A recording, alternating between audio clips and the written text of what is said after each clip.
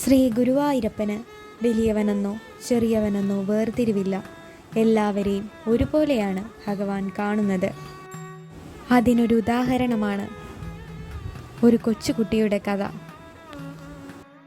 ആ കുട്ടിയുടെ കഥ ഇങ്ങനെ: ഒരിക്കൽ ഗുരുവായൂരമ്പലനടയിൽ വിശന്നു വലഞ്ഞു നടന്ന ആ കൊച്ചുകുട്ടിക്ക് വിശപ്പടക്കാൻ ഒരു കഷ്ണം ഭക്ഷണം പോലും കിട്ടിയില്ല. വിശപ്പിൻ്റെ കടുത്ത വേദനയാൽ അകപ്പെട്ട ആ കുട്ടിക്ക് അടുത്തുള്ള ഒരു പഴക്കടയിൽ നിന്നും ഒരു വാഴപ്പഴം മോഷ്ടിക്കേണ്ടി വന്നു. ഗുരുവായൂരപ്പൻ്റെ പരമഭക്തനായിരുന്ന ആ കൊച്ചു ബാലൻ തനിക്കു കിട്ടിയ വാഴപ്പഴത്തിൻ്റെ പകുതി ഗുരുവായൂരപ്പന് സമർപ്പിക്കുകയും ബാക്കി പകുതി ഭക്ഷിക്കുകയും ചെയ്തു.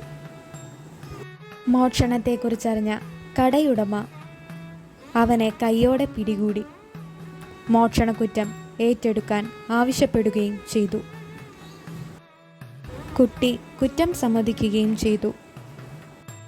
അവൻ്റെ നിഷ്കളങ്കമായ മുഖത്തോട്ട് നോക്കിയപ്പോൾ കടയുടമയ്ക്ക് അവനെ ശിക്ഷിക്കാൻ മനസ്സുണ്ടായില്ല. എന്നിരുന്നാലും ആ കുട്ടിയെ ഒരു പാഠം പഠിപ്പിക്കാൻ കടയുടമ തീരുമാനിച്ചു. ശിക്ഷ ഇതായിരുന്നു: ഒരു നിശ്ചിത തവണ ക്ഷേത്രം പ്രദക്ഷിണം ചെയ്യാൻ കടയുടമ കുട്ടിയോട് ആവശ്യപ്പെട്ടു. അവനത് അനുസരിക്കുകയും ക്ഷേത്രത്തിനു ചുറ്റും പ്രദക്ഷിണം ചെയ്യുകയും ചെയ്തു. അപ്പോഴാണ് ആ അത്ഭുതകരമായ കാഴ്ച കടയുടമ കാണുന്നത്. ഗുരുവായൂരപ്പൻ ക്ഷേത്രം പ്രദക്ഷിണം വെച്ച് കൊച്ചുകുട്ടിയെ പിന്തുടരുന്നത് കണ്ട് അമ്പരന്നു കടയുടമ. അന്നു രാത്രി കടയുടമയ്ക്ക് ഭഗവാൻ സ്വപ്നദർശനം കൊടുത്തു.